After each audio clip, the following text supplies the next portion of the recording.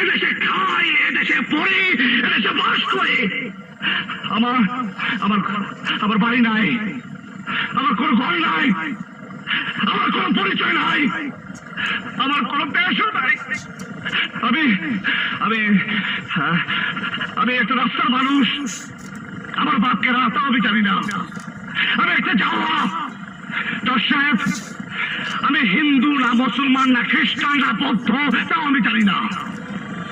বিশ্বাস করেন জজ সাহেব, কিভাবে আমার জন্ম হয়েছে আমি তাও জানি না। শুনছি আমার মা ছিল পাগলি।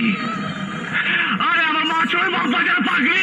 আমার মায়ের সময় পাগলি করতো, আর আমি সেই পাগলি সন্তান। জজ সাহেব, আমার আমার আমার বাপ কেন ছিল আমি তাও জানি না। জজ সাহেব, আমার কোনো লাভ নেই। জজ সাহেব, আমার কোনো লাভ নেই। জজ সাহেব, এক কবি আমার জীবনের কথা শুনে কইছিল, এরকম মানুষের যেন সে কোনোদিন দেখেই নাই। সেই জন্য আমার নাম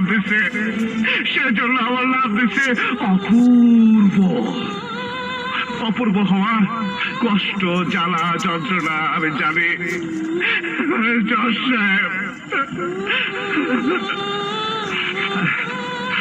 এই যে আর একটা অপূর্বরে আমি নিয়ে এসেছি।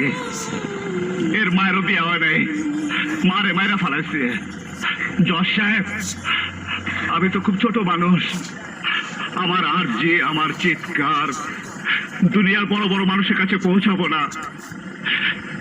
এই অপূর্বর জন্য আপনারা একটা নতুন সমাজ বানাতে পারেন না, একটা নতুন দেশ বানাতে পারেন না, একটা নতুন পৃথিবী বানাতে পারেন না, যে পৃথিবীতে কোনো বর্ডার থাকবে না, যে পৃথিবীতে কোনো যুদ্ধ থাকবে না, যে পৃথিবীটা হবে শান্তির পৃথিবী, যে পৃথিবীতে থাকবে শুধু আমি মানুষ।